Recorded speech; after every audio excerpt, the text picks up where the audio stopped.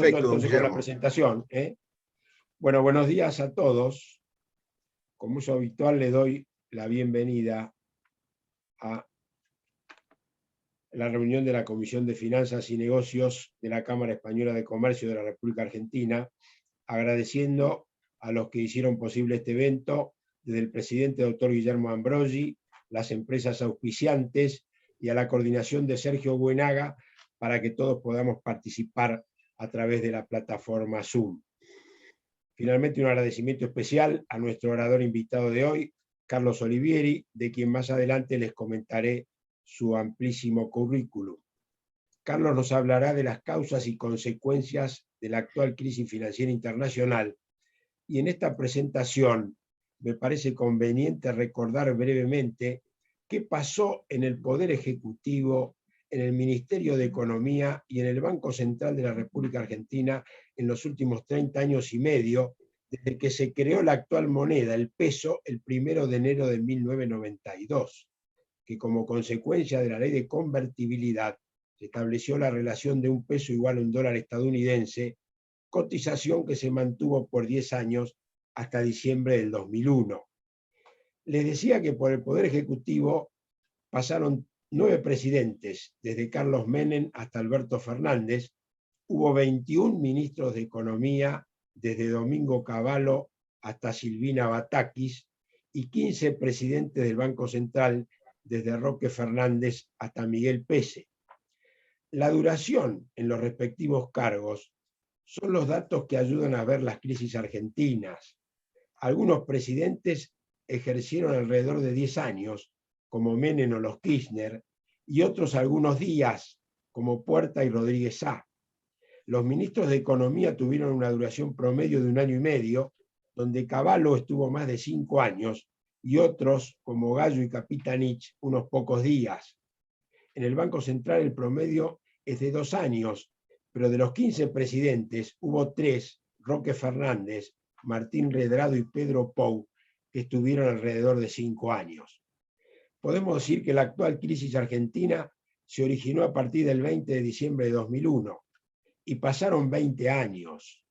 Y acá tengo que hacer un paréntesis, pues para los argentinos que nos gusta el tango, 20 años nos lleva a recordar los versos de Alfredo Lepera, brillantemente entonados por Carlos Gardel, que dicen: volver con la frente marchita, las nieves del tiempo platearon mi sien, sentir que es un soplo la vida, que 20 años no es nada.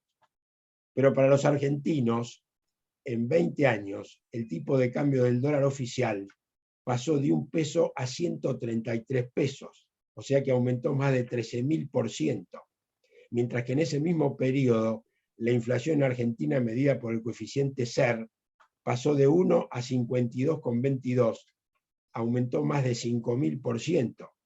En el país que emite los dólares, Estados Unidos, durante ese mismo periodo, la variación del índice de precios al consumidor fue de casi 120%.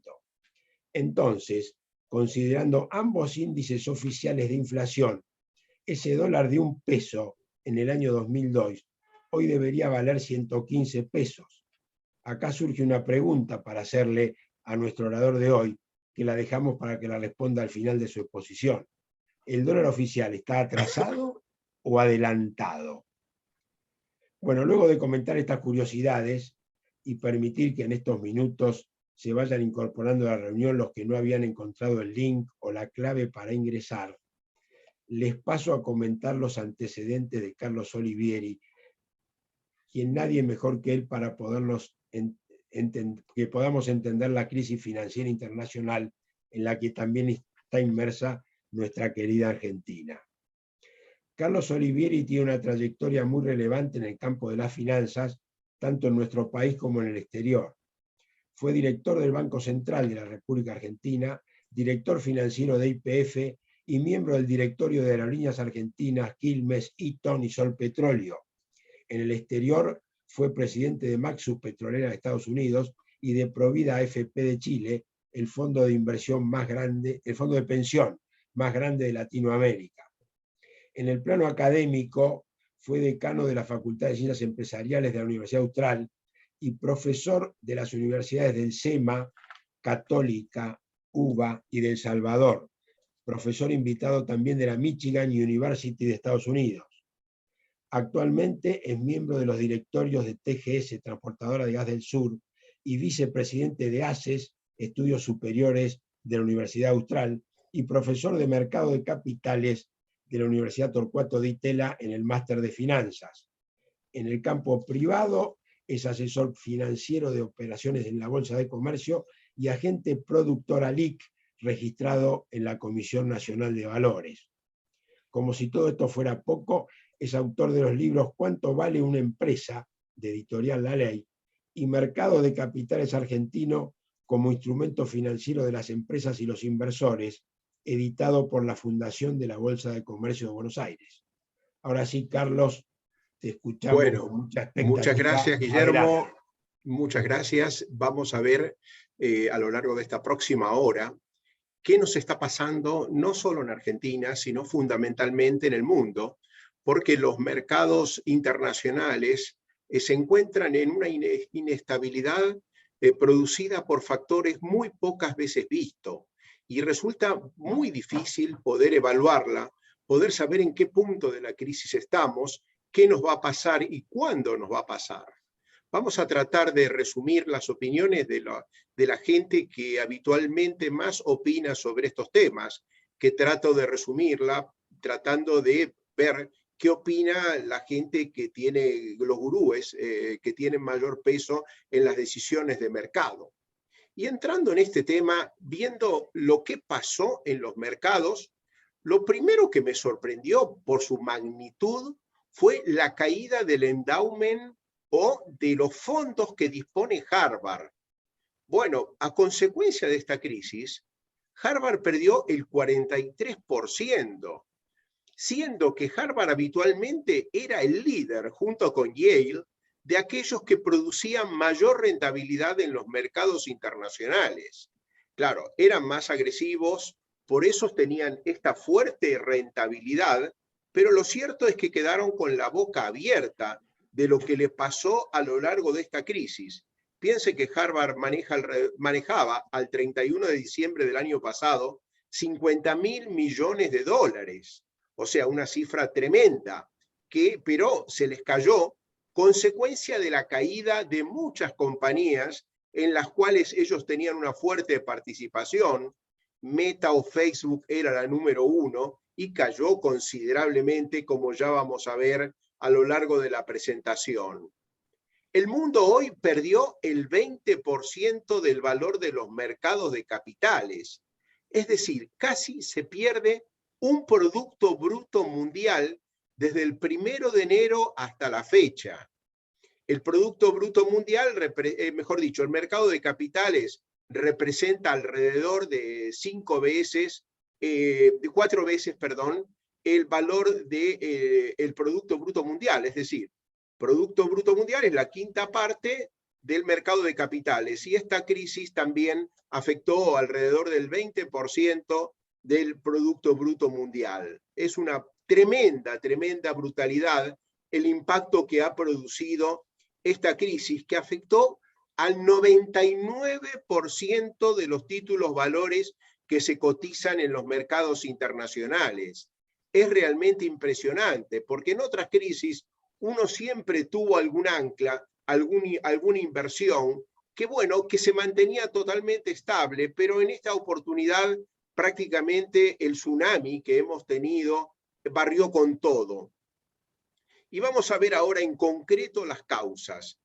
Por un lado, la alta inflación de Estados Unidos, que alcanzó en el mes de mayo los 8,6%, la más elevada desde el 82 hasta la fecha, muy preocupante porque todavía no la han podido dominar. En esta semana sale el índice de inflación del mes de junio, pero se estima que va a estar también en este porcentaje, cuando a comienzos de año se pensaba que ya iba a poder ser dominada. Vamos a verlo en profundidad dónde en parte está la causa de esta fuerte subida de la tasa de inflación, que en años anteriores rondaba el 2% nada más. Por otro lado, esto también provoca una fuerte influencia sobre la tasa de interés, y la tasa de interés que hace un año estaba en el 1,5% de interés, me refiero a la tasa de interés de los bonos del gobierno de Estados Unidos, considerado por los mercados financieros como sin riesgo. Bueno, del 1,5 pasó al 3 y oscila alrededor del 3 con perspectiva de que siga subiendo.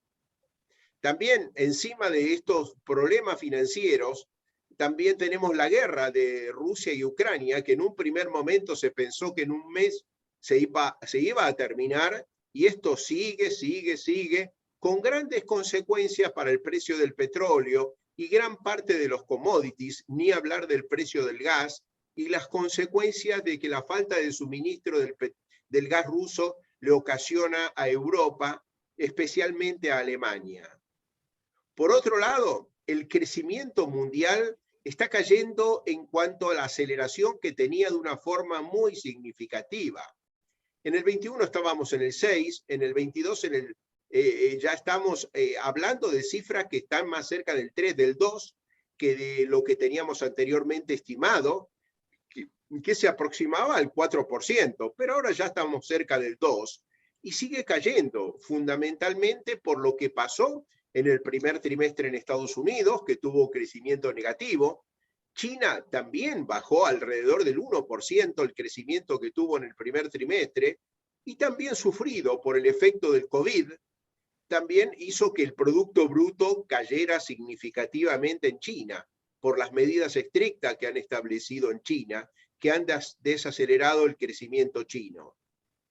Por otro lado, las ganancias de las compañías norteamericanas, sobre todo aquellas compañías que venían creciendo a un ritmo de ventas arriba del 10%, compañías de growth, han bajado tanto que en muchísimos casos, como vamos a ver, han tenido pérdida, han tenido menor crecimiento que en años anteriores, han decrecido en la evolución de sus resultados. Y el impacto se ve en las estimaciones de este trimestre, que en conjunto se ve que prácticamente no van a crecer en resultado, cosa que venían creciendo significativamente en los años anteriores. Y el mercado generalmente busca crecimiento para darle valor a las compañías. Cuando vieron que esto no producían crecimiento como se esperaba, hicieron caer significativamente el valor de una gran cantidad de compañías que venían siendo las estrellas del mercado hasta el año pasado. Por otro lado, China, que es una incógnita muy preocupante en los mercados, que empezó amenazando la invasión de Taiwán, cosa que provocó una reacción muy sólida por parte de Estados Unidos. Los bonos de alto riesgo también se desplomaron, producido esta crisis o disparado por la situación de Evergrande, una compañía que realmente ha caído y está en periodo de una convocatoria muy especial, y el valor de las compañías ya el año pasado habían decrecido alrededor de un 30%, o sea que fue la primera que se anticipa a esta crisis. Y lo que uno está viendo en Estados Unidos, que los márgenes de las compañías se están reduciendo considerablemente, como ya vamos a ver. El margen de Amazon, el margen de Walmart, el margen de la mayoría de las compañías no es el que teníamos hasta el año pasado. Y todo esto que provoca un gran miedo al mercado, un miedo de la gente que dice, bueno, yo quiero tener caja, porque la caja no me va a reducir el valor nominal que tengo, y ese miedo se traduce en un índice que se calcula diariamente del miedo al mercado, que no está en un 50% entre la ambición y el miedo que coloca al mercado en una posición medianamente estable, sino que se aproxima al miedo total que inmoviliza a los inversores. Pero hay que tener en cuenta un hecho muy relevante. Desde el 29, prácticamente todas las crisis se recuperaron. Desde 1929 a la fecha, había que esperar a veces un año, otras veces 5 años para que se recupere, pero no hubo ninguna crisis que haya dejado secuelas que no se hayan subsanado en años anteriores. En algunos casos muy rápidamente, como vamos a ver, y en otras los mercados han tenido que esperar hasta 5 años para que los mercados se recuperen. Y bueno, y esta es una crisis que pinta como que vaya a ser una recuperación de mediano plazo. Ayer veía que la mayoría de los bancos están pronosticando un muy buen segundo semestre en los mercados internacionales en cuanto a los valores de las compañías, a tal punto que el promedio de crecimiento para el segundo semestre, cosa que yo no me lo creo, ¿no? Pero de los bancos internacionales está en el 15%. O sea que esta caída que hemos tenido del 20% de enero hasta la fecha, se puede ver casi totalmente subsanada en el corto plazo para los bancos, ¿no? Está bien que los bancos tienen su interés que esto pronto desaparezca, que esta situación tan especial deje de afectar tanto a los mercados. Y lo que hay que tener en cuenta es que las compañías ya valen menos de lo que valían en su promedio histórico, ligeramente menos en Estados Unidos, de 20 a un promedio de 19, en lo que se refiere a price earning. En Europa valen mucho menos, históricamente valían 20 años de price earning y hoy valen 15. En China pasa algo muy parecido. Quiere decir que no encontramos las causas por las cuales el mercado se pueda desplomar considerablemente. Acá no vemos una burbuja que se pueda caer estrepitosamente. Lo que hay que tener especial cuidado de que la gente que se retira y dice, bueno, ante esta esquizofrenia que tiene el mercado, me voy, convierto en caja lo que tengo. Bueno, y si el que se convierte en caja normalmente no goza de los beneficios del incremento de los valores de mercado. O sea que en general yo la gente que vi que en crisis anteriores se retiró, se arrepintió después. ¿Por qué? Porque cuando vino la subida, que uno nunca sabe cuándo se va a producir, obviamente esa gente estaba afuera y en general el balance le dio totalmente negativo. Por otro lado, para que vean aquí en este cuadro, ¿cuánto duraron las declinaciones? Bueno, las declinaciones este año están durando 6 meses, 5 al momento que había hecho la transparencia, empezó en enero del 22, el último renglón me refiero, y en la recuperación no se sabe cuánto va a tardar. A hoy estamos alrededor de un 20% de caída, teníamos 18 en ese momento, pero en promedio histórico de caída han durado alrededor de unos 14, 15 meses las caídas. Esta parece que va a ser más breve. Y el periodo de recuperación, sacando la mediana, es decir, sacando los extremos, nos da alrededor de 16 meses de periodo de recuperación.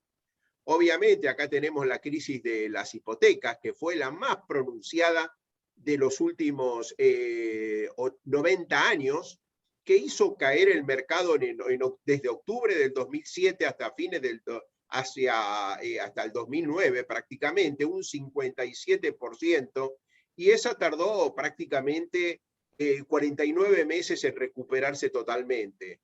Le dejó un resabio a los bancos, que ya se recuperaron, pero esa tardó mucho en recuperarse. Las demás, como vemos, en un periodo de 1 año y medio aproximadamente, se recuperan, y es lo que en este momento está esperándose que ocurra.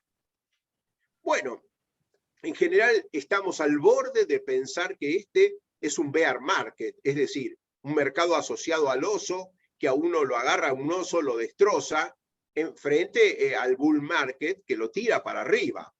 En general, para la SEC dice, bueno, un mercado es bear cuando tiene más de 2 meses con una caída de más del 20%.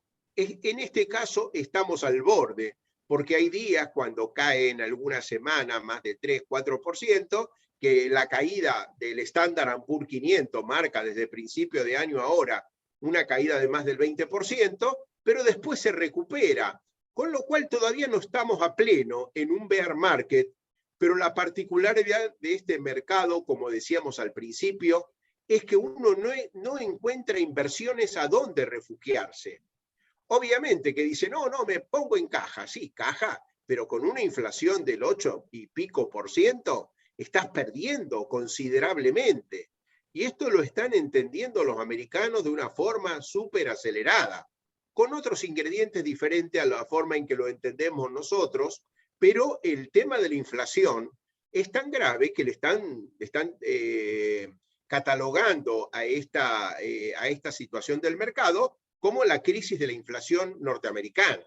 Pero no solo se da en Estados Unidos, sino también se da en Europa en un ritmo muy similar. Y el tema que ya entrando en las causas, lo que vemos es que las proyecciones de crecimiento mundial, que como decíamos al principio, estábamos en una economía que en el 21 crecía a un ritmo del 6%, cae después al 22 en un 3,6%, y los últimos pronósticos lo colocan en alrededor del 3%, mirando más hacia abajo que hacia arriba. Las economías avanzadas han caído están en este momento con una caída del orden del 2,5%. Esta era la última estimación oficial del IMF, proveniendo de un 5% en el 21, y las economías en desarrollo iban a crecer más, pero que ahora están afectadas también por lo que está pasando en China y el crecimiento de las economías en desarrollo. Estamos hablando de un crecimiento que está por debajo del 3. O sea, el primer problema es que la recesión está volando por encima de los mercados. Siegel, por ejemplo, que es el número 1 de Wharton, está opinando que ya estamos en recesión.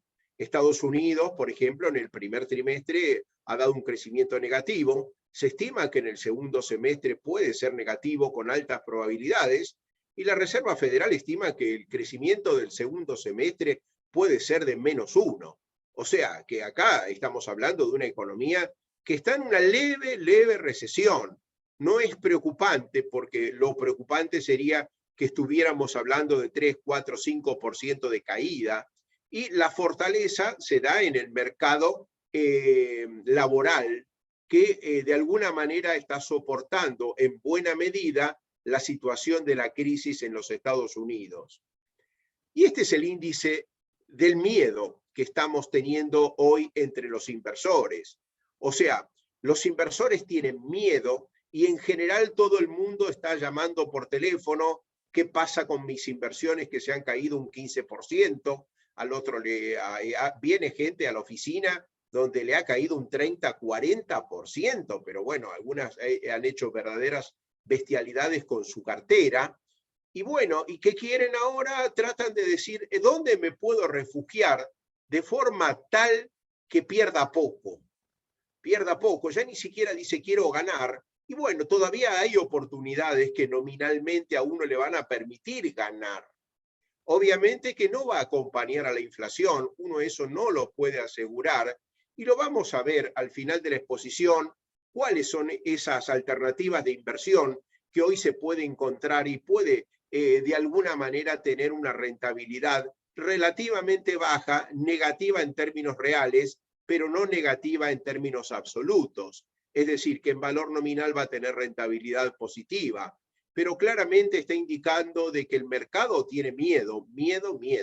Y es la percepción que uno tiene cuando viene un inversor y dice, yo tenía $1 millón y ahora tengo 750, ¿qué puedo hacer? Bueno, realmente no tenía que haber sido tan agresivo antes. Era consecuencia de tener un portafolio no adecuadamente balanceado, y especialmente para esta crisis, donde la fortaleza está en tratar de tener un portafolio muy bien balanceado para que el mercado le pegue lo menos posible. Pero no hay duda de que ese miedo, que está medido por la fuerte volatilidad en los mercados, que ya lo vamos a ver, la volatilidad normal está habitualmente en menos de 15 cuando el mercado está en calmo, y hoy estamos hablando de 25 de volatilidad. La demanda de bonos de alto riesgo es menor, la gente busca bonos y hace bien, de bajo riesgo. la demanda de bonos del Tesoro a corto plazo ha aumentado con una tasa razonablemente buena, con lo cual ese miedo se está reflejando permanentemente en la intención de invertir y no va a valores que están creciendo habitualmente. Entonces, uno encuentra que ese miedo tiene fundamento. Y acá lo podemos ver claramente analizando los estados de resultado de 3 compañías que están asociadas al consumo norteamericanos y que son claramente las líderes. Miren, acá tenemos en las primeras 3 columnas qué ha pasado con las ventas de Amazon. En el primer trimestre del 21 habían vendido 108.000 millones de dólares. En el primero del 22 ha crecido un 7%. Bueno, antes hubiéramos festejado esto, pero ahora los inversores están diciendo, oye, pero la inflación fue el 8%. Por lo tanto, ya no es la pregunta como se hacían antes, que todo iba a valores nominales. Y lo peor del caso, siguiendo con Amazon, es que el resultado operativo ha caído un 59%, es decir, la venta menos los costos de producción y de costo de comercialización que forman principalmente el resultado operativo. Una compañía que tenía un margen bastante bueno se ha reducido considerablemente y lo peor de todo es que el resultado de Amazon ha caído de 8.000 millones a 2.500. Claro, toda esta situación hizo perder a Amazon un 40% de valor. Y estamos hablando de un blue chip, es decir, una compañía en la cual uno podía tener la más plena confianza, la compañía modelo casi del mercado, que fue totalmente castigada por esta crisis. Walmart, que vende más que Amazon, a pesar de que el crecimiento es menor, bueno, creció en 2%. Cuando salieron los de Walmart a hablar de lo que había pasado con los resultados, Walmart cayó considerablemente porque ese 2 está muy por debajo de la inflación.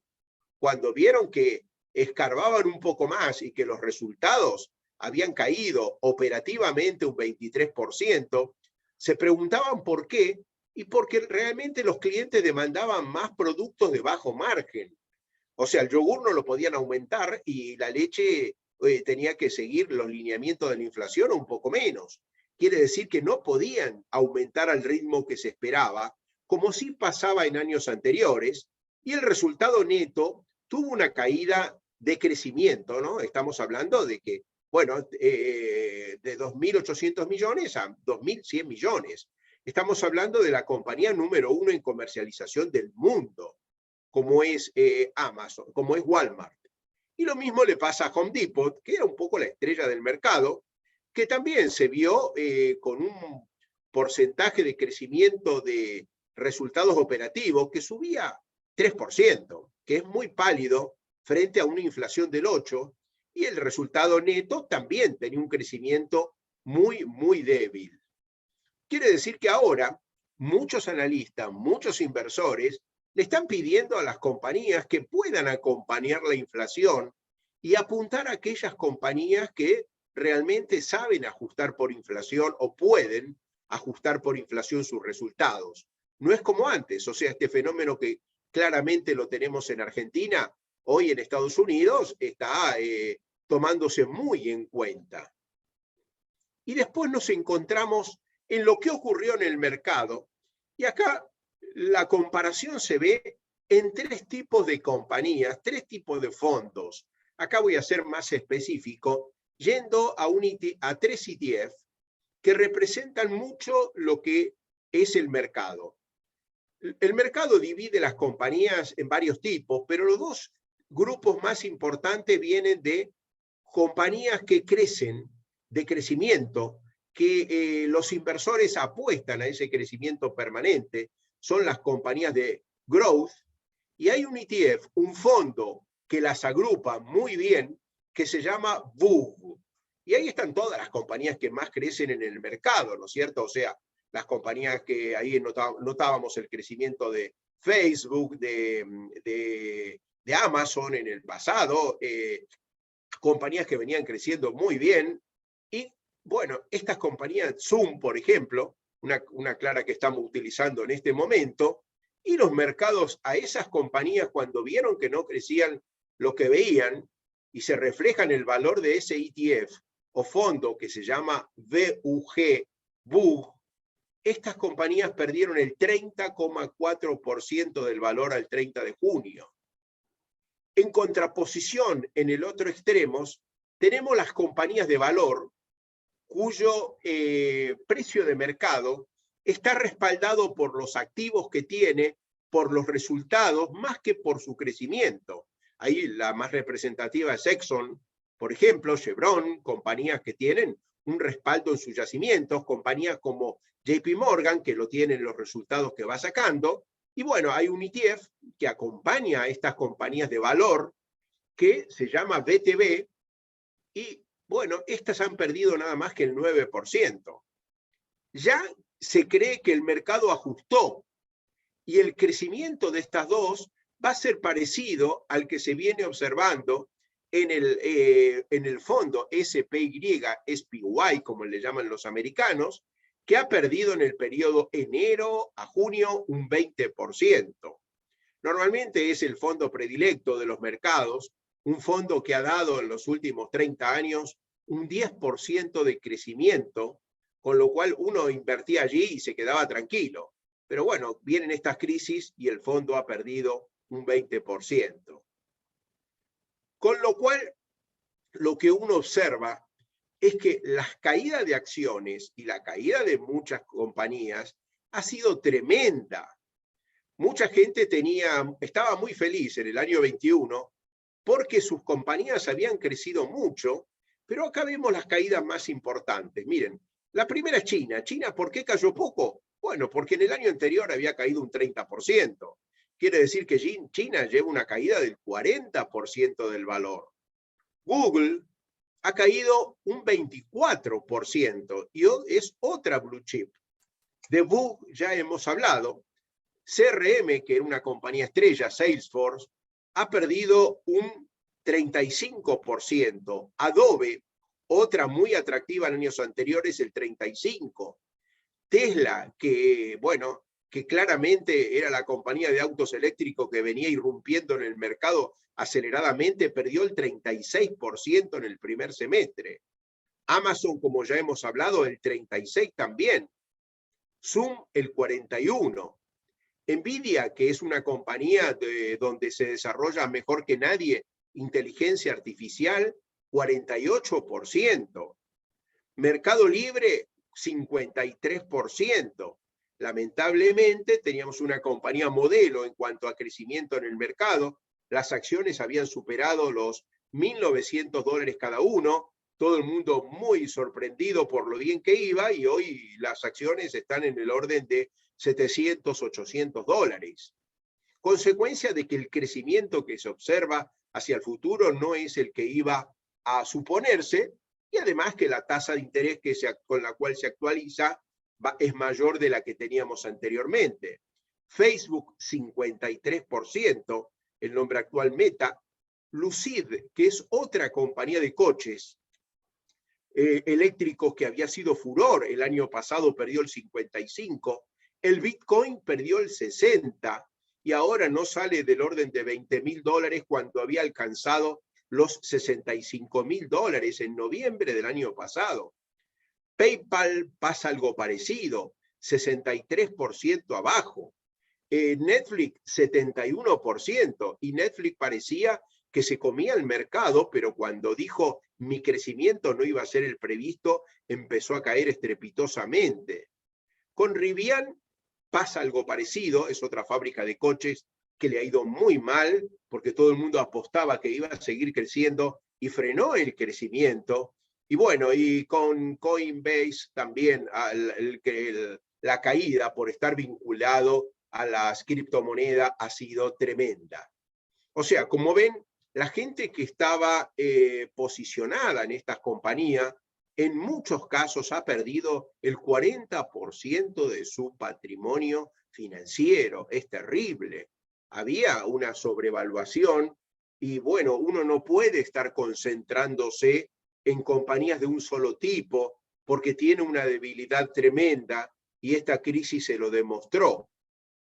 También, para tener un panorama global, ¿qué vemos este año? El oro débil, a hoy debe estar 5% abajo, no fue refugio. Cuando la tasa de interés crece, el oro no sube. Y hoy la tasa de interés está mirando a un crecimiento permanente. China, ya hemos hablado, los bonos de bajo riesgo, el EQD es el ETF que los representa, han perdido el 17% como consecuencia de la subida de tasa de interés. El real estate norteamericano, que venía creciendo muy bien en años anteriores, se pinchó y ha caído el 18%, pero de una manera muy despareja entre un estado y otro. O sea, a Florida le fue bien, pero a otros le fue mal, con lo cual ha caído un 18%. Aquella gente que dice, bueno, me voy a refugiar comprando un inmueble en Miami, le puede ir bien, pero ojo que allá cuando caen, caen fuerte. Nueva York también cayó. Los mercados emergentes un 18%, el Standard & Poor's perdió 20%. Los bonos del Tesoro a largo plazo, a 20 años, han perdido el 23% como consecuencia de esta perspectiva de subida de tasas. Por otro lado, las compañías europeas han perdido el 25% y siguen cayendo. Las tecnológicas, representadas por el Nasdaq, 29-30%, y la tasa de 10 años hoy la tenemos en 3,1, hace un año estaba orillando en el 1,5, y la inflación se calcula que va a seguir estando entre 8 y 9%, con lo cual resulta altamente preocupante encontrar el modo de neutralizar este efecto. Y por otro lado, aquí tienen la inflación de Estados Unidos. Miren, Estados Unidos tenía una inflación que llegaba al 2, 1, llegó a estar en el 2015 en el 0,6, pero se mantuvo alrededor del 2 y salta el año pasado ubicándose en ese 8,6 que le resulta tan difícil de bajar a Estados Unidos para tener una tasa normal, y muchos pronostican de que no la va a poder bajar en el corto plazo. O sea, y en el largo plazo se puede mantener en el 4-5%. Y acá tenemos otro problema serio, muy serio, que es el de ver cómo están cayendo los resultados. A partir de este jueves, bueno, ya es pronto, empiezan a aparecer jueves, viernes, los resultados del segundo trimestre de las compañías norteamericanas. Pero en general, los analistas lo estiman antes. O sea, antes que salga el resultado de Apple, uno sabe que va a estar en el orden de 1,16, puede ser 1,30, puede ser 1, pero la estimación es bastante certera. No hay una estimación muy errada en el 90% de los resultados estimados por los analistas. Y uno encuentra que Apple, por ejemplo, cae en resultados un 11%, que Amazon cae en un 76%, que Facebook o Metaverso cae el 28% por la fuerte inversión que está haciendo, Salesforce CRM 31%, JP Morgan 22%, Bank of America el 20%, quiere decir que podemos estar en una situación donde los resultados del trimestre no respalden una subida en el valor de las compañías en el segundo semestre. Esta gran incógnita se va a develar en las próximas 3 semanas y ojalá los analistas se equivoquen, porque el conjunto no da tan mal, cae un 2-3%, las únicas que van a crecer van a ser las petroleras, producto de la fuerte subida del petróleo, pero en general descuentan que el petróleo, como vamos a ver dentro de un rato, va a bajar, y está bajando. Con lo cual, el tema de la estimación de los resultados y lo que va a pasar en las próximas 3 semanas es muy trascendente para los mercados. Y acá vemos qué pasó con ese índice Standard & Poor's 500 y las últimas 4 crisis. Miren, la crisis del año 2000 de las compañías .com, las compañías tecnológicas que cayeron en 638 días, el mercado perdió, el Standard & Poor's perdió el 51%, el índice Nasdaq perdió más. Bueno, cayó 51% y tardó 1.165 días en recuperar su valor. Esa fue una de las peores que hemos tenido, junto con la crisis global producida por el problema de las hipotecas en Estados Unidos, que después se extendió a Europa, fundamentalmente en países como Grecia, Portugal, en menor medida España, Italia, Irlanda. Bueno, esa crisis perdió 58% de valor. Quiere decir que el 20% que estamos ahora todavía podría llegar a ser peor. Estimo que puede caer un poco más, pero no tanto. Pero bueno, en esa crisis el mercado cae 58%, duró un año y tardó 1000 días en recuperarse. La crisis del COVID fue la más digerible de todas, porque en 23 días perdió el 35%, hasta que apareció Pfizer y Moderna a decir, tengo una vacuna, y eso mejoró el mercado y en 100 días recuperó totalmente el valor que había perdido. Ojalá pase esto en la de ahora. Hoy estamos en una crisis que perdió el 22 a la fecha de hoy, y se estima que, bueno, que tal vez en un año puede llegar a recuperarse. Pero es una estimación totalmente al voleo, en el aire, porque hasta ahora lleva aproximadamente 110 días de caída pronunciada. Y ahora entramos en China. China, a mí personalmente me preocupa mucho, porque por un lado vemos las compañías que están muy subvaluadas con relación al resto del mundo, pero también para mí lo estaba, por ejemplo, las compañías rusas antes de la guerra. Gazprom, por ejemplo, tenía un valor muy, muy bajo. Gazprom de repente se produce la guerra con Estados Unidos, es expulsada de Estados Unidos y hoy la encontramos en que cotiza en Rusia y uno no puede sacar un rublo de Rusia afuera, al exterior, o sea, para convertirlo en dólares. El otro día me hablaban de un inversor que tenía una participación importante en Gazprom y bueno, le daban alrededor del 20% de lo que valía la compañía en el mercado ruso convertido al cambio oficial. Pero bueno, ¿por qué? Porque tiene un control de cambio muy severo a consecuencia de la crisis. Y China, yo no sé qué va a pasar. Para mí es una incógnita donde está muy afectada por lo que le pasó a Evergrande. Lo que observamos es que las compañías de alto riesgo están devengando una tasa del 21,6%. Los bonos que tenían en China perdieron un 30% de valor en el último trimestre del año pasado y siguieron todavía con una pérdida significativa porque se duda que esas compañías de alto riesgo China puedan pagar y el mercado de bonos de China es el segundo más grande del mundo. Con lo cual, si se cae ese mercado, produce un desastre tremendo.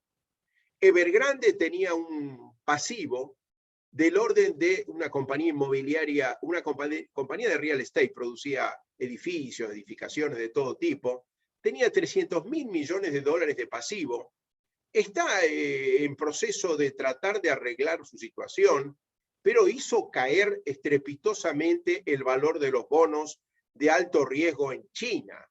O sea, el no pago de una compañía hizo caer el mercado y hay dudas sobre lo que puede pasar con ese mercado tan fuerte que tiene China de bonos.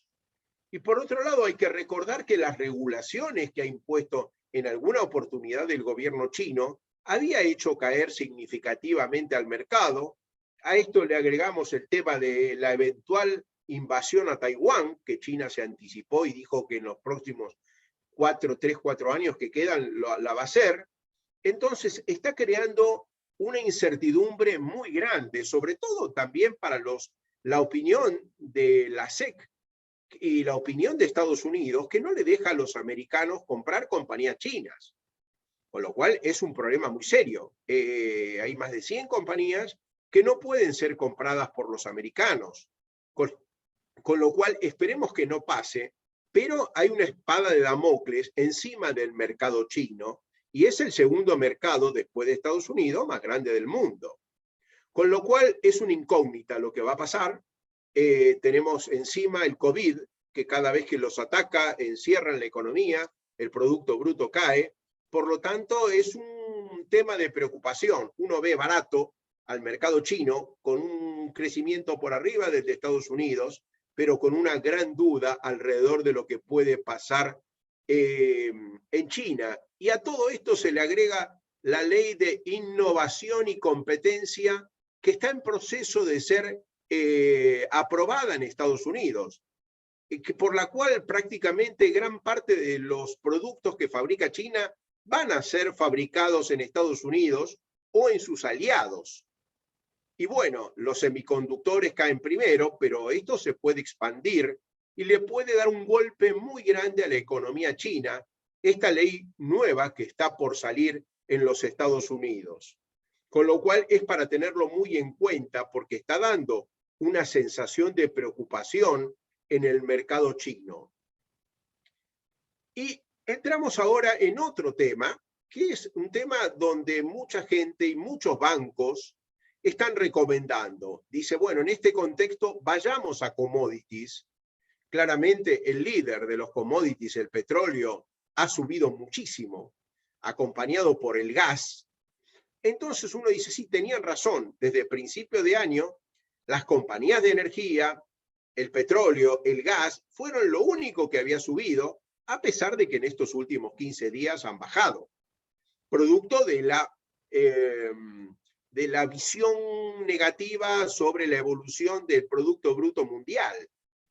Bueno, en general ha subido más el crudo y el gas que cualquier otro producto, mientras que en el último año, ya no hablamos de los últimos 6 meses, en el último año calendario terminado el 30 de junio, el petróleo subió un 75% y el Standard & Poor's en este periodo había caído el 4%, el mercado norteamericano. Las compañías de energía, representadas por un fondo que las abarca a todas las importantes norteamericanas, XLE, habían subido un 51%, y los commodities agrícolas, que lo podríamos tomar como base de referencia, un ETF que es el DBA, había crecido un 20%.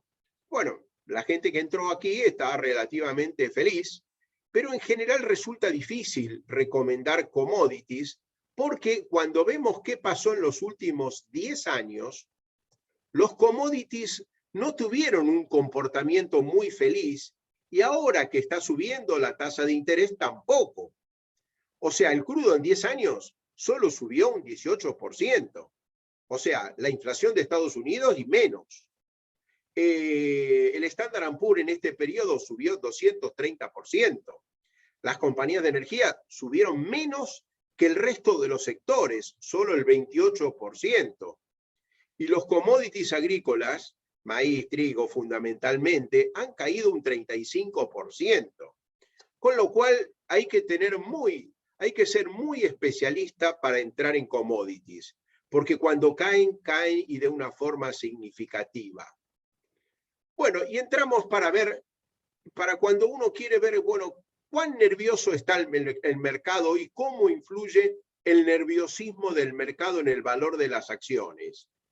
Bueno, en azul tenemos el Standard & Poor's 500 y su evolución, y lo que uno ve que cuando el mercado está nervioso, es decir, que el índice VIX se pone muy nervioso, muy por encima del valor 15, que es este valor abajo, promedio ideal para decir que el mercado no tiene fiebre, el índice VIX cuando está alrededor de 15, uno lo ubica en Yahoo Finance sin problema. Bueno, abajo de 15 es lo ideal para el mercado, significa que uno no tiene fiebre, es como si tuviera 36,5 de fiebre. Bueno, y encuentra que cuando el mercado se pone nervioso, el índice VIX lo refleja y ha llegado a valores altísimos. Y cuando el VIX sube, automáticamente el valor del mercado del Standard & Poor's 500 cae. Con lo cual uno tiene que decir, bueno, ¿en qué momento entro al mercado? Que es la pregunta que todo el mundo se hace. Tengo cash, entro, y hoy estamos hablando de 23, 24, 25 de índice VIX, todavía está alto. Cuando lo vea aproximarse este índice VIX a 15, bueno, ahí sí, vayamos adelante. Que significa de que el mercado deja de temblar deja de tener fiebre de alguna manera. Y vamos a la recomendación de inversión. Miren, lo que uno ve como más recomendable en todo esto, han dado charlas los expertos más importantes de inversiones en los últimos meses y han venido acá a Argentina. Hace pocos días, por ejemplo, vino la gente de Morgan Stanley y dijeron, bueno, lo mejor para este contexto es invertir en bonos de bajo riesgo, investment grade, promedio 3 años, que rinden un 4,5%.